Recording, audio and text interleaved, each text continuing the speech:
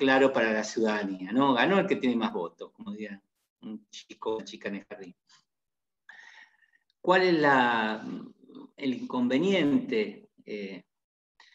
Que sobre todo en países federales como los nuestros, o como el nuestro, o también en Brasil, que sabemos que hay una gran concentración, y bueno, Estados Unidos también, no es que son poblaciones, como decíamos en la primera parte de la materia, que hablábamos de federalismo, ¿no? A territorios más extensos se descentraliza el poder precisamente para poder gobernar, ¿no? Siempre dábamos el ejemplo que si en Tucumán se moría un gobernador en 1853, no llegaba ni el email ni el WhatsApp, sino que había que ir en carreta con el telégrafo y un fulano a través de las postas y llevar la noticia de que murió el gobernador. No sé cuánto tiempo tardarían, ¿no? Bastantes días, por lo menos, de llegar de Capital Federal, de la ciudad de Buenos Aires a Tucumán en caballo.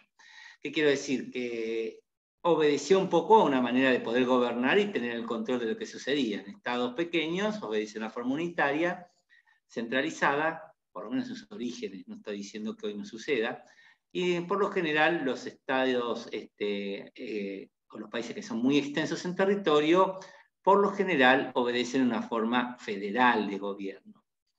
Es así entonces que en el punto al poder ejecutivo y a la elección del presidente, vicepresidente o presidente o vicepresidenta, se produce esta paradoja, ¿no?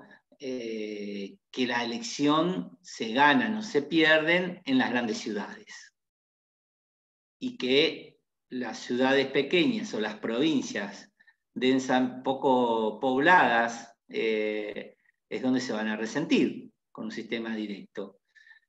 Nosotros sabemos que en nuestro país, por ejemplo, si se gana el Gran Buenos Aires, el conurbano, Capital Federal, Córdoba Capital, Gran Rosario, y algunas ciudades grandes de la provincia, por ejemplo Mar del Plata, equivalen a la población de una provincia, por ejemplo.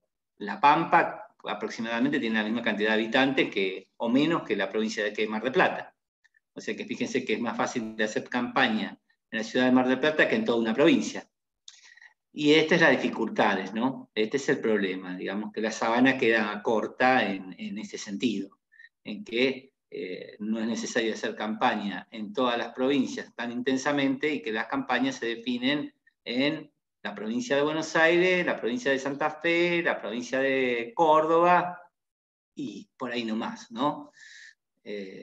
Bien, estaba haciendo también un raconto para esperar, bueno, vamos a continuar. Entonces, elección directa del presidente y vicepresidente o presidenta, dejaba de pertenecer al culto católico apostólico romano, ¿no? Reformar en el 94, por eso yo les decía que si uno entiende la primera parte, o por lo menos la estudió un poco, aunque no la sepa tan fuertemente, es más fácil vincularlo con el derecho constitucional del poder, con los poderes ejecutivo, legislativo, judicial, porque la interpretación de la Constitución es de forma sistémica, es decir, como método de interpretación constitucional no podemos tomar un solo artículo para poder, o no necesariamente podemos tomar un solo artículo para comprender el alcance del texto, sobre todo cuando estamos hablando de competencias, cuando vinculamos las competencias con el federalismo, es decir, que van retroalimentándose la primera parte y la segunda. Si recuerdan también, decíamos que no es necesariamente en la parte dogmática, que fue el primer parcial, va a haber solamente declaraciones de derechos y garantías, sino que aparecen derechos constitucionales del poder. Por ejemplo, mencionar el defensor del pueblo, el artículo 41-43, que esa sería la parte orgánica. Y viceversa, en la parte de competencias o de división de poderes, legislativo y judicial, también en el 75, inciso 22, como vimos en la primera parte, aparece coexistiendo con el artículo 31 de supremacía constitucional. ¿Por qué? Y porque le da a los tratados de derechos humanos jerarquía constitucional, al resto de los tratados jerarquía legal y habla de los tratados de integración, etc. Es decir que tanto en la primera parte como en la segunda se retroalimentan de insumos que son de competencia de cada uno de ellos. Es decir, aparece señales de poder ejecutivo, de división de poderes en la primera parte, y declaraciones de derechos y garantías en la de división de poderes, y viceversa. Bien, ¿estamos más o menos hasta aquí? Vamos para tomar el café, el mate o lo que fuera. Bien, entonces, terminadas las elecciones, habíamos terminado con las PASO, que decíamos que tenían estas dificultades de que en realidad en la praxis, si bien había aparecido dentro de un contexto de democratización, etc., vemos que a la hora de los poco tiempo de vida que tiene y las elecciones que han pasado, las alianzas, porque ya ni siquiera son partidos, sino las alianzas que conforman partidos políticos, que es una nueva modalidad que aparece en nuestro derecho constitucional, que viene un poco a complementar lo que estábamos hablando del sistema parlamentario. El sistema parlamentario vimos que se forma por alianzas. Sin embargo, aquí también tenemos del gobierno anterior y del actual gobierno, que no es un solo partido, sino son un conjunto de partidos que acceden al poder.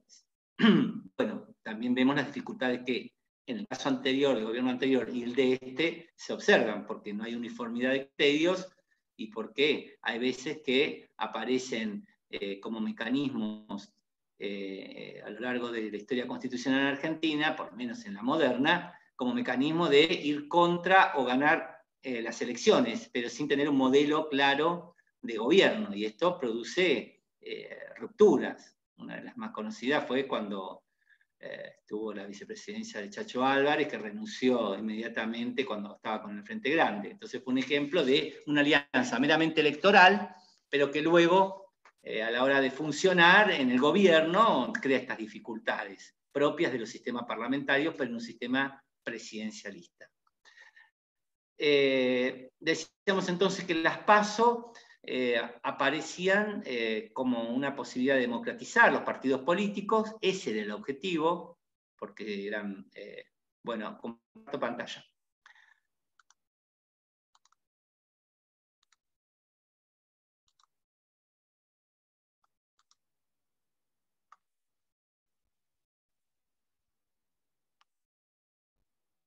Me pasé, acá.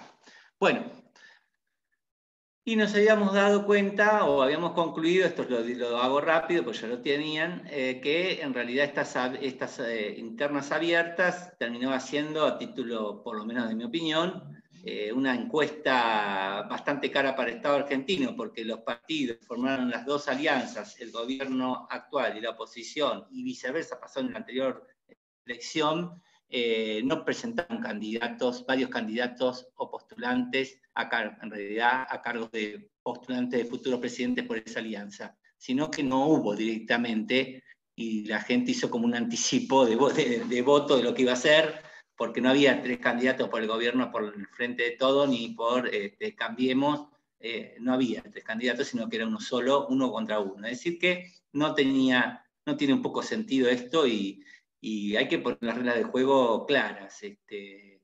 Si no se va a hacer, no tiene sentido.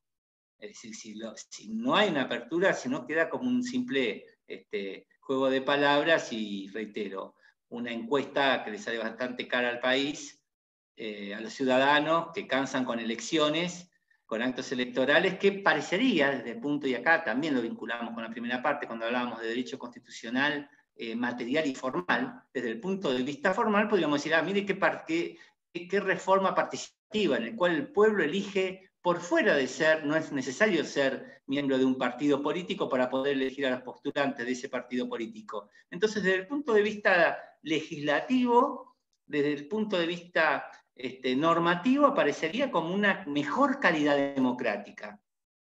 Porque lleva la mayor participación de la ciudadanía. Sin embargo, que si esa alianza decide no presentar candidatos para que compitan entre sí, y de ellos que salieron ser el candidato o candidata, entonces estamos en un fraude de etiquetas. Aparece un derecho constitucional, una mejor calidad de democracia formal, pero desde el punto de vista material, de su vigencia sociológica, nos vamos a dar cuenta que es un gatopardismo, cambia todo para que nada cambie. Porque aquellas alianzas, como ha pasado, si ponen dos candidatos, tienen miedo de perder luego caudal de votos. Y por lo tanto se asegura que sea A versus B, no importa el color político de la alianza. Esto le cabe a las dos alianzas con mayor cantidad de votos en el país.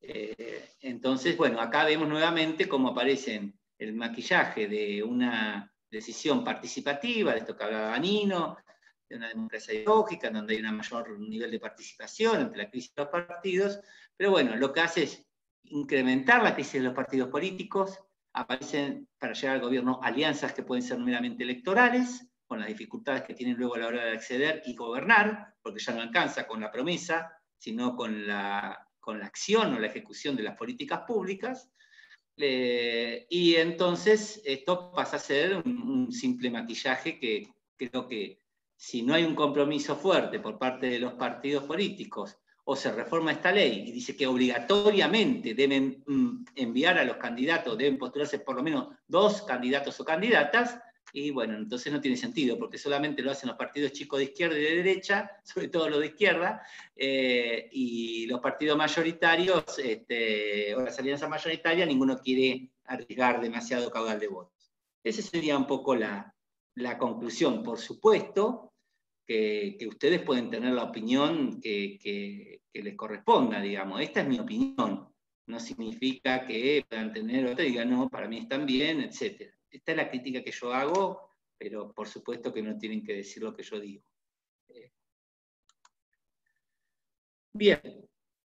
Hablamos del jefe de gabinete y de los ministros. Esperen que achico esto. Bien. Funciones del jefe de gabinete y de los demás ministros. Decíamos que en un sistema presidencialista era unipersonal y que esa característica de ser unipersonal significa que es el encargado, el presidente, de ejecutar las políticas públicas. Es el jefe de gobierno o presidenta. Y los ministros, en realidad también creo que algo mencionamos, la palabra ministro viene del sistema parlamentario. Sin embargo, en Estados Unidos no se llaman ministros, se llaman secretarios de Estado.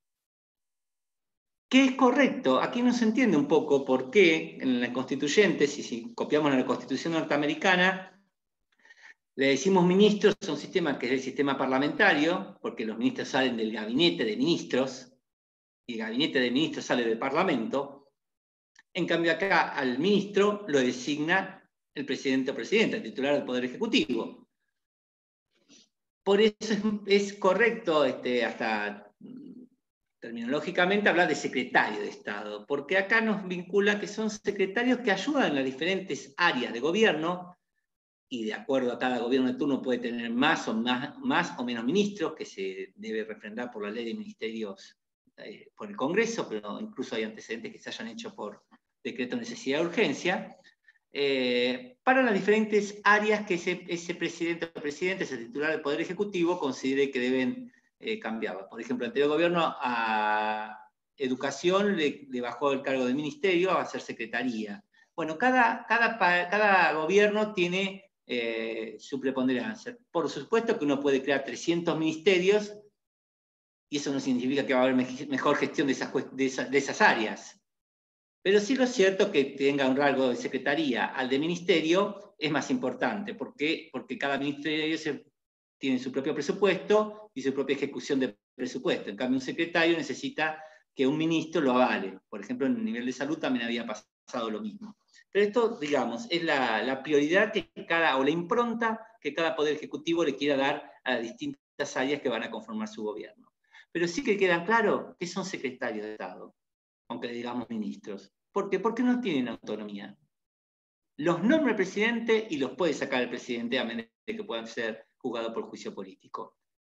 Pero no hay una consulta popular, o sea, la gente, nosotros, la ciudadanía que vota, elige un presidente o presidenta, el Poder Ejecutivo, no elige a los ministros. siempre di el ejemplo que pasó con De la Rúa, ¿no? Que como ministro de Economía, Menem tenía caballo. Cuando gana De la Rúa por la crisis económica, una de las tantas que cada tanto tenemos en nuestro país, cíclica, o vivimos en eternas crisis económicas, ¿qué hizo De la Rúa? Eligió a caballo. Es decir, que había votado en contra de Menem, porque pretendía un cambio quizás de la política económica, se encontró que el presidente que votó eligió al mismo ministro de Economía. Estas cosas son las que pasan curiosas en nuestra historia constitucional, ¿no? ¿Qué hacen los ministros? Refrendan. ¿Qué significa? Bueno, que están de acuerdo con la resolución, en general son las que les envía al presidente o presidenta, son, ya no sé, seguridad, salud, transporte, obras públicas. Refrendan significa que están de acuerdo con esa política económica. Y legalizan es una suerte de escribano que da fe de esa cuestión. Tiene esa doble función. Por supuesto que tienen esa decisión política de refrendar. Supónganse que se quiere nombrar a un presidente por un decreto, a un ministro de la Corte por decreto de necesidad de urgencia, o se quiere hacer determinada cuestión que es inconstitucional, claramente. Bueno, ese ministro lo que puede hacer es renunciar. Si no está de acuerdo, no le queda otra salida. Eso en su momento pasó cuando fue ministro el actual juez de la Corte, Rosati. No estuvo de acuerdo con una política pública y renunció. Digamos que en el sistema presidencialista las válvulas de escape, como no se puede llamar como en el sistema parlamentario de forma anticipada a las elecciones, la válvula de escape son los ministros. Si anda mal la economía no es culpa del presidente o presidenta, sino del ministro. Entonces, ¿qué se hace? Se cambia el ministro de salud, de educación, de justicia, etc. Son una suerte de válvula de escape que tiene, que es un tanto, en algún punto, controversial, porque en definitiva la decisión última y única la tiene el titular del Poder Ejecutivo y no los ministros. Pero bueno, este es un mecanismo que también funciona en Estados Unidos como parte de evitar trabas constitucionales en la gestión pública por parte de algún ministerio que no esté funcionando. Digamos que en términos deportivos es un cambio de jugador porque el director técnico nos dice que ese jugador o jugadora no está funcionando en el puesto que se le dio, en términos deportivos. ¿Estamos más o menos? Los que asientan, los que no asientan demasiado se pueden llegar a dormir, pero bueno, lo mínimo para que me dé cuenta. Vamos a hablar de la cefalía. Este tema le gusta al doctor Jiménez y por lo general también aparecen en los múltiple choice, con lo cual los que tienen la cámara oculta, por lo menos voy a hacer que se despierten para que presten atención. ¿Por qué? Porque existen dos acepciones con respecto a la cefalía. Para algunos libros que ustedes pueden llegar a consultar, pueden llegar a entender que hay acefalía cuando falta el presidente o presidenta. Para la cátedra del doctor Jiménez, y es en general para gran parte de la dogmática constitucional, hay acefalía cuando falta el binomio. Presidente y vicepresidente, o presidenta y vicepresidenta. Esta es la primera cuestión que quería marcarles hoy. Ausencia del binomio. No solo del presidente, sino del vicepresidente. ¿Cuáles son las causales? Bueno, acá obviamente, ahí van a encontrar en los libros clasificación a partir de esto. Por supuesto, renuncia, muerte son causales definitivas. Destitución es causal definitiva. Renuncia puede ser que no le quieran aceptar la renuncia, pero si alguien quiere renunciar, como decía creo que Mariano Moreno, si un hombre de bien renuncia, su renuncia siempre es indeclinable. Destitución, sabemos que presidente y vicepresidenta son mediante juicio político, Cámara de Diputados y Cámara de Senadores. No sé si ya lo están viendo, pero están en atribuciones del Congreso.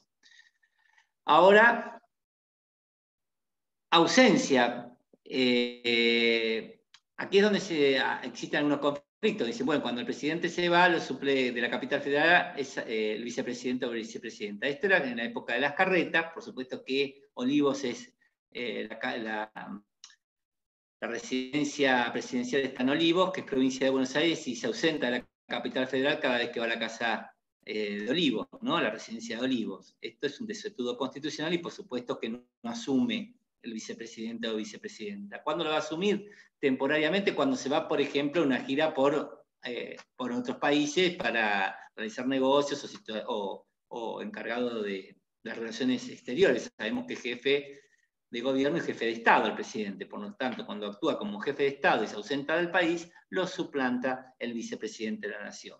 ¿Cuál es el objetivo que haya vicepresidente? Bueno, precisamente que no haya ningún instante en el cual no existe un titular o titular en el ejercicio del poder. Es decir, sería insoportable que no exista ni siquiera por un minuto alguien que sea el titular del Poder Ejecutivo, porque significa que no hay gobierno. Por lo tanto, es por eso que aparece la figura del vicepresidente o vicepresidenta. Se plantea una hipótesis. Cuando el titular del Poder Ejecutivo está con una enfermedad, no sé, vamos a suponer una enfermedad pequeña, no sé, el apéndice, tiene que operarse y tiene que estar 12 horas internada. Bueno, ¿quién lo suplanta? El vicepresidente. Porque, reitero, no puede estar ni un segundo sin ejercicio. Piensen que se declara una guerra. ¿Quién lo decide? Una situación de conmoción interior. ¿Quién lo decide? Es decir, para eso está fijado. Siempre tiene este tipo de, como yo digo, de virus y antivirus. Sus propios remedios tiene el sistema constitucional para seguir funcionando cuando pasan cosas, suceden hechos que merecen especial atención por su urgencia. Bien, pero ¿qué pasa con la enfermedad?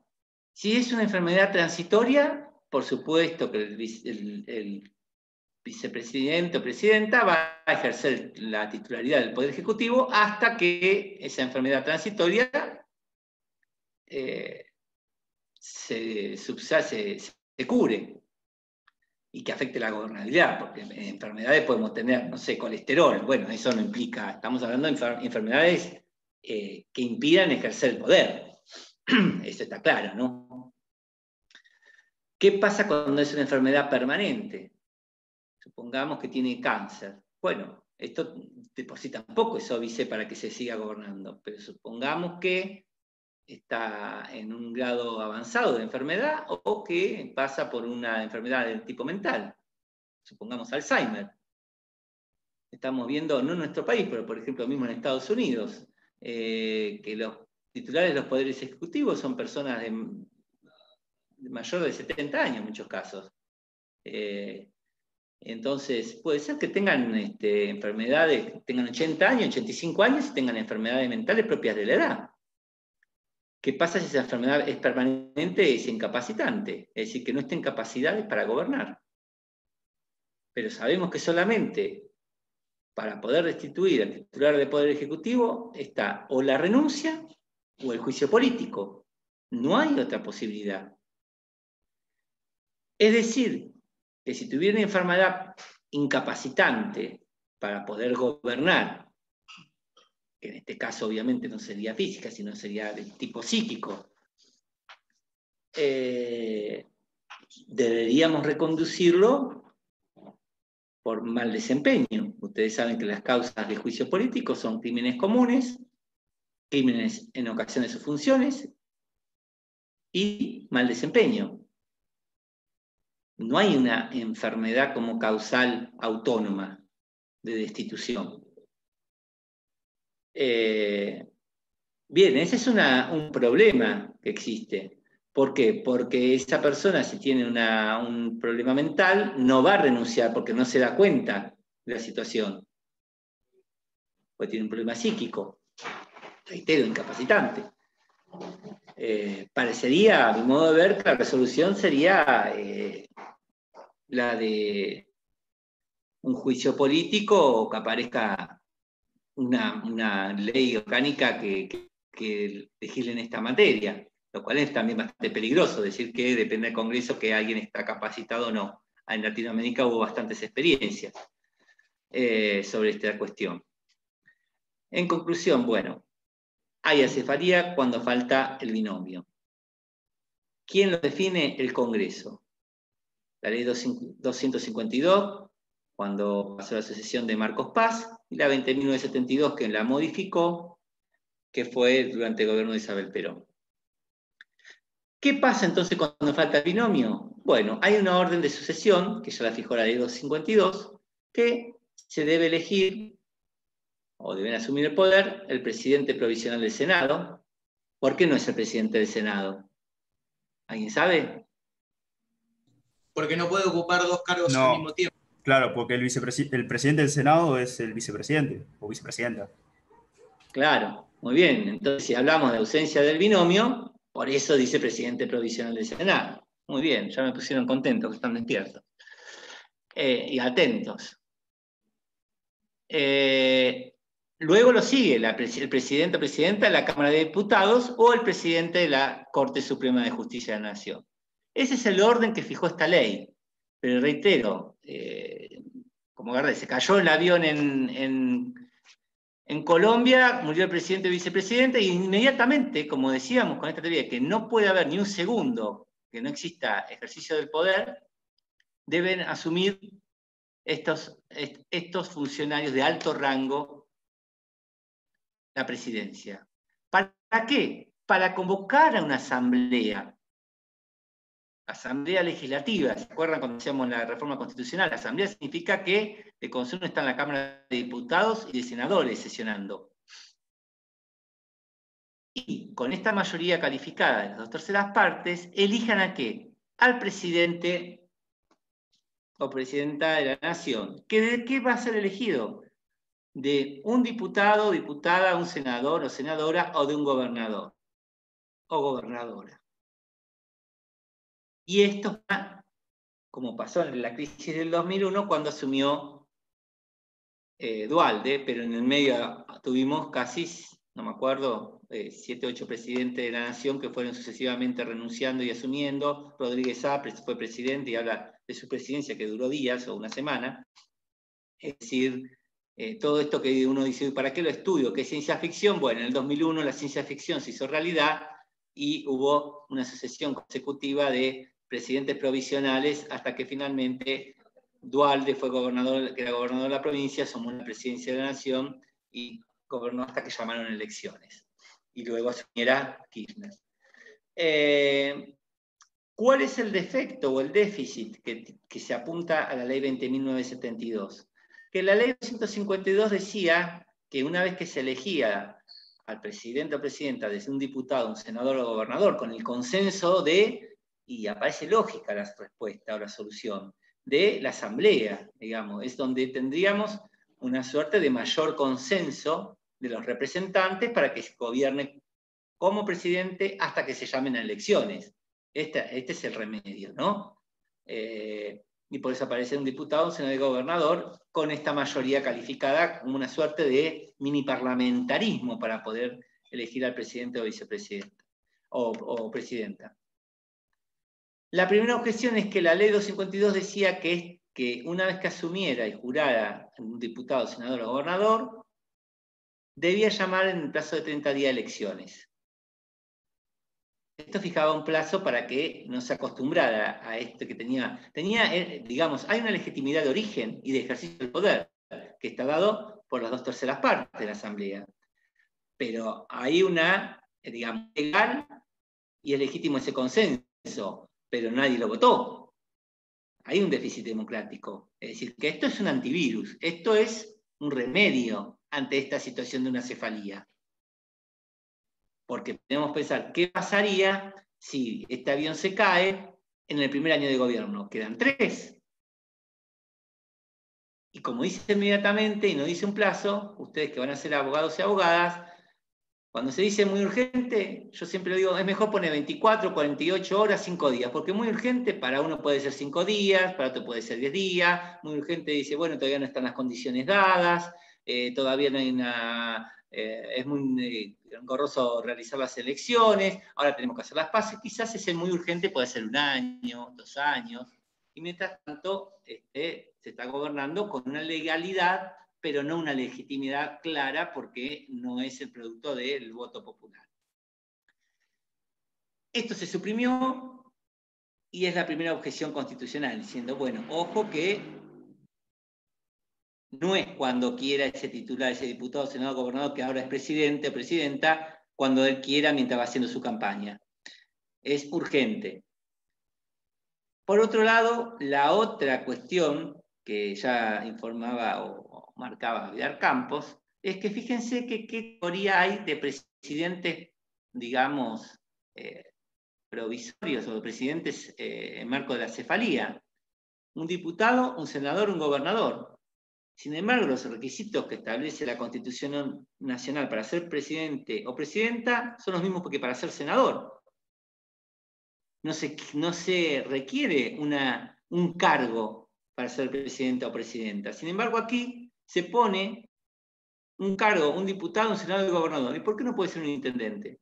¿Y por qué no puede ser alguien común que tenga los requisitos que establece la Constitución? Es decir, que desde el punto de vista teórico se están poniendo en una ley, ya saben ustedes que están por debajo de la Constitución, requisitos que la Constitución no exige para aquel presidente que es votado por el pueblo.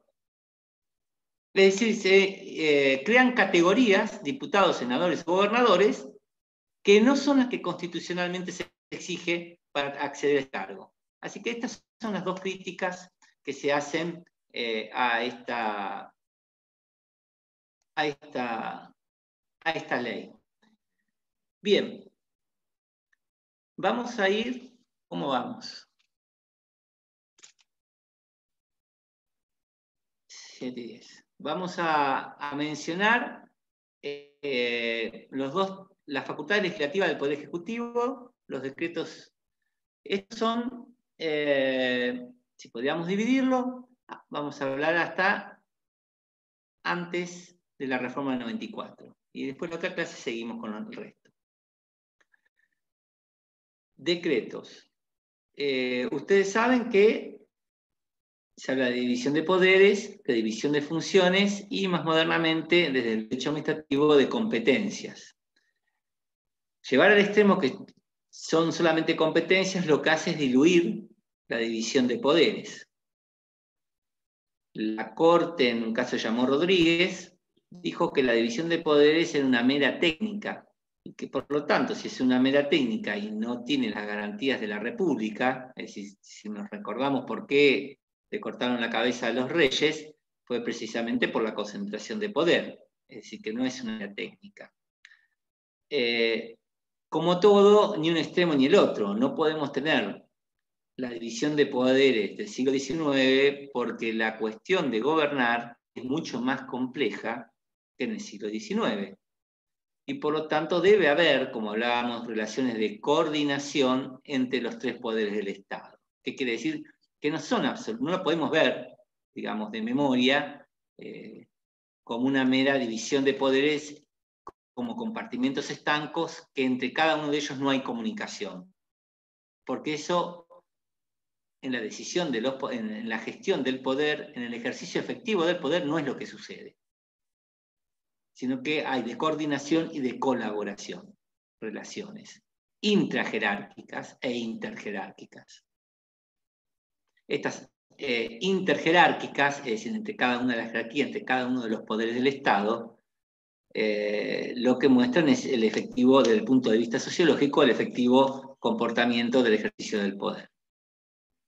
Dicho esto, entonces, no podemos verlo como compartimentos estancos, pero tampoco podemos diluirlo tanto que digamos, entonces cualquier poder del Estado puede hacer cualquier cosa. Es decir, puede asumir cualquier competencia. ¿Cómo sería un término médico? Bueno, hay competencias o zonas de reserva que tiene el Poder Ejecutivo, hay competencias o zonas de reserva que tiene el Poder Legislativo, y hay competencias y zonas de reserva que tiene el Poder Judicial. ¿Qué implica esto? Que los otros 2 poderes no pueden invadir esas competencias. Y si lo hacen, debe ser de manera excepcionalísima. Esta sería un poco la conclusión que me adelanto para tener en cuenta esto, porque quizás ustedes lean de los libros o le dice el poder ejecutivo que hace el gobierno, el poder legislativo hace leyes, el judicial resuelve los conflictos. Bueno, sí, es eso. Pero también, como dicen los administrativistas, o señalaban, también hay funciones. El poder judicial también tiene funciones legislativas. ¿Cuáles son? Las acordadas, que son las que hacen para que funcione el poder judicial. También tiene funciones ejecutivas, cuando decide u organiza algunas cuestiones de poder judicial propio. El poder legislativo también tiene funciones judiciales, el juicio político, pero preponderantemente tiene una sola reserva, que es hacer leyes. El poder ejecutivo sí, ejecuta las políticas públicas, pero también tiene funciones legislativas en casos excepcionales o propios de su zona de reserva. Si tiene que crear una secretaría y nombrar empleados, bueno, de la misma manera tiene esa función legislativa el poder judicial. Es decir, que hay una zona de reserva, pero eso no implica que para poder funcionar, los tres poderes del Estado puedan ejercer funciones ejecutivas, legislativas, judicial, de acuerdo al caso.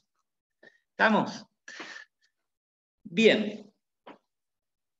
Para poder funcionar entonces el Poder Ejecutivo, piensen que es jefe de la administración pública, dentro de las 4 jefaturas que tiene, puede dictar decretos o reglamentos autónomos. Así la van a encontrar en los libros. Algunos hablan de decretos, otros hablan de reglamentos. Estos autónomos son los que les son propios para ejercer sus funciones. Si tienen que nombrar empleados, una subsecretaría, si tienen que decir en qué calle tiene que estar el Banco Nación, es decir, aunque sea descentralizado, digamos. Pero esto es parte de donde se ubica un ministerio, es parte del propio funcionamiento del Poder Ejecutivo. Eso es zona de reserva, de la misma manera que el Poder Judicial tiene las acordadas para organizarse. Es decir, que aquí no tienen el carácter de ley, en sentido material tampoco, o formal. Material, perdón. Aquí voy a hacer una división, porque como hablamos de facultades legislativas del Poder Ejecutivo, vamos a encontrarnos que vamos a decir que ley en sentido formal es la que hace el Congreso. ¿Por qué? Y porque es la que explica de qué manera se sancionan y promulgan las leyes, como ustedes lo van a estudiar. Sin embargo, existen ocasiones en las que el Poder Ejecutivo tiene funciones de ley en sentido material, no formal, porque reitero, ley en sentido formal hace el Congreso, pero sí en sentido material. ¿Por qué? Porque tiene un carácter general y obligatorio. Eso lo vamos a dejar para después. Los decretos autónomos, entonces, son la parte que son propios del Poder Ejecutivo y su zona de reserva. Los reglamentarios, ¿reglamentarios de qué? Estos también estaban hasta antes de 1994 y tampoco generan demasiado conflicto, en principio, que son los reglamentarios de las leyes. Supónganse que hay una ley que dice que va a haber un aumento de salarios, o determinado porcentaje de aumento o de un impuesto. Bueno, va a decir uno de los artículos de esa ley que el Poder Ejecutivo reglamentará de qué forma se va a cobrar ese impuesto o ese beneficio. Entonces dirá, deberán ir al Banco Nación de lunes a viernes, llenar este formulario. Es decir, son leyes que no son autoejecutables y necesitan del Poder Ejecutivo, del aparato burocrático y administrativo para poner en marcha. Es decir, vamos a crear 200 empleos por una ley. Quedará en manos del Ministerio de Trabajo el concurso para que accedan los cargos. Bueno, para ese concurso se tendrán diferentes requisitos y se ponen tantos requisitos. Ahora, ¿qué es lo que se critica o cuál puede ser la desviación de un decreto reglamentario que no tendría en principio ninguna objeción? ¿Pero qué nos dice el 99 inciso 2? Siempre que no altere el reglamento el espíritu de la ley. Es decir, si ese reglamento que va a dar un beneficio de un aumento de sueldo resulta que ponen tantos requisitos, que sea rubio, de ojos celeste, que tenga menos de 25 años, que tenga 24, es decir, que se ponen tantos requisitos, que se ponen vallas, en definitiva, lo que hace esa reglamentación es obturar el contenido de la ley. En términos del 99, inciso 2, lo que hace es alterar el espíritu de la ley. ¿Qué es lo que quiere asegurar la Constitución? Que la reglamentación del Poder Ejecutivo no lleve a que el contenido de la ley se vea alterado en su sustancia. ¿Se entiende? ¿Cuál es una desviación de esto? El exceso del reglamentarismo. Cuando se ponen tantos requisitos o no se reglamenta la ley, entonces la ley queda en hoja muerta. Se hizo tal beneficio. El Poder Ejecutivo dirá cuándo se hará. Y el Poder Ejecutivo no lo reglamenta jamás. Y así sucede muchas veces, que salen leyes que parecen muy rimbombantes, digamos, en sus anuncios, pero luego queda en manos del Poder Ejecutivo su reglamentación. Si el Poder Ejecutivo no la reglamenta, esa ley no, digamos, no entra en vigor porque no puede ser ejecutable. No hay manera de que alguien llene ese formulario para poder cobrar, por ejemplo, si ese formulario nunca se hace. ¿Se entiende?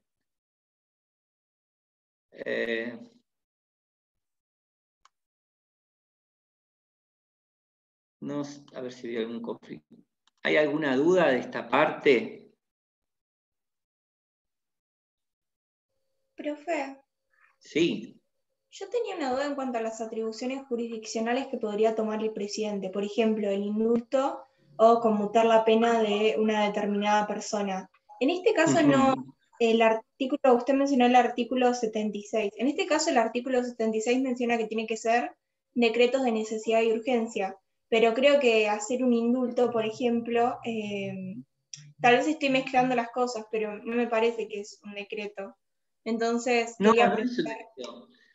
Sí, por un decreto, el decreto es el que procede al indulto. Es un decreto, una facultad que tiene propia el Poder Ejecutivo.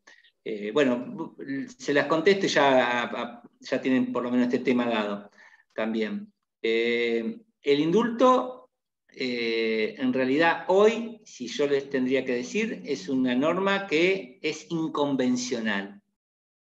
¿Se acuerdan que vimos en la primera parte que una norma podía ser constitucional o inconstitucional?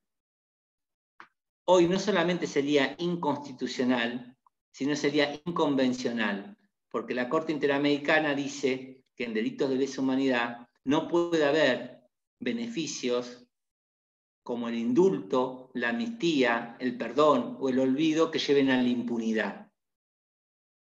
Es decir, que hoy es una norma que estaría en desuetudo, porque sería, si Argentina, supónganse, indulta a una persona, primero que es una... Hay que ver la genealogía, se dice, de las normas. ¿Por qué vienen estos institutos? Y estos institutos saben que tienen, lamentablemente, es una raigambre monárquica. Indultaba el rey. Significa el indulto salirse del Poder Judicial, invadir competencias del Poder Judicial, porque el indulto es para una persona condenada. Y si fue condenada, significa que hubo un proceso penal. Un proceso penal que, de acuerdo al debido proceso, tuvo la posibilidad de una acusación, de una defensa, de una prueba y de una sentencia motivada y razonada que decidió que tal o cual persona es culpable de un delito grave o gravísimo. A nadie se le indulta por robar un fernet con coca, ¿no? Digamos que el indulto era facultades que se utilizaban, por ejemplo, si lo utilizaban para delitos de lesa humanidad. Más allá de la Corte, en los casos Maceo, o en los casos Videla, o en el caso Simón, la Corte dijo, la Corte Argentina con las leyes de obediencia debida y punto final, dijo que eran inconstitucionales. Pero porque también la Corte Interamericana dijo que en la protección de los derechos humanos no puede haber impunidad. Por lo tanto, hoy, o en una próxima reforma constitucional, pero hoy estamos en condiciones de afirmar que es una norma en desuetudo, porque invade primero al Poder Judicial, porque su genealogía es el sistema monárquico. porque no abastece las características de la forma de gobierno republicano, y porque encima, si Argentina indultara a alguien, si el Poder Ejecutivo indultara a alguien, Argentina sería responsable internacionalmente por violación de derechos humanos. Porque esto ya lo dijo, por ejemplo, la Corte Interamericana en el caso de Fujimori, con el Perú, cuando Fujimori quiso hacer sus leyes de autoamnistía. Un poco los militares hicieron en el 83 lo mismo.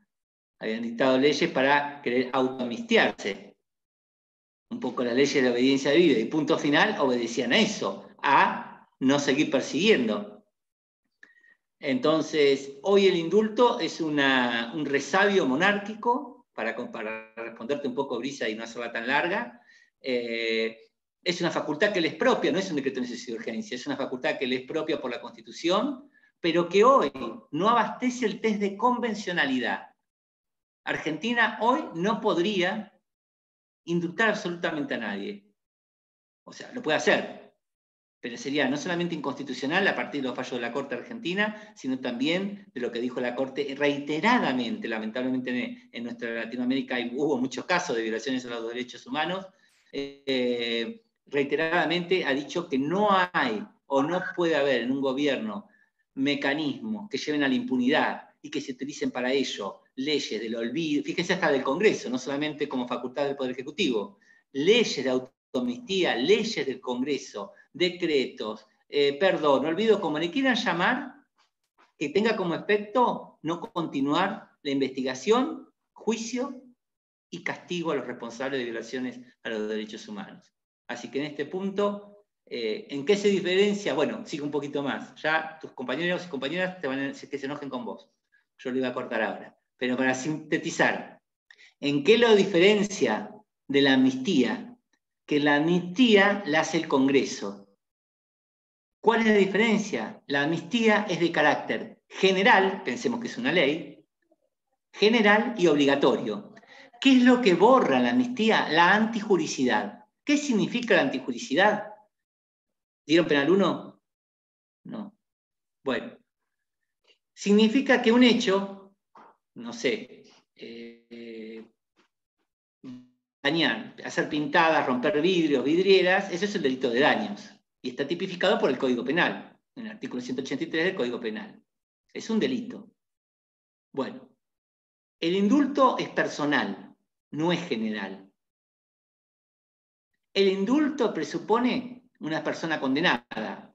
¿Qué es lo que se había planteado en la época de Menem cuando dio los indultos? Dice, bueno, si se puede lo más, es decir, si puedo perdonar o indultar a una persona que se lo juzgó, se lo condenó y esa sentencia está firme, es decir, que una vez que se apeló todas las instancias aún sigue siendo firme, también puedo hacerlo menos. Alguien que no tenga una condena firme o alguien que esté procesado.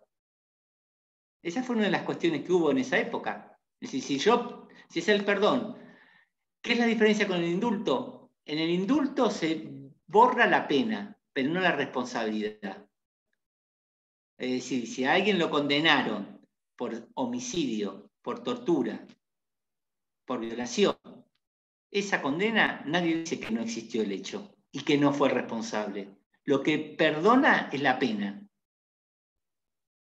En cambio, la amnistía, que es de carácter general y obligatorio, lo que primero es de carácter general, abarca a un grupo de personas que, supongamos la toma que estuvo la semana pasada, ¿no? O el desalojo del predio.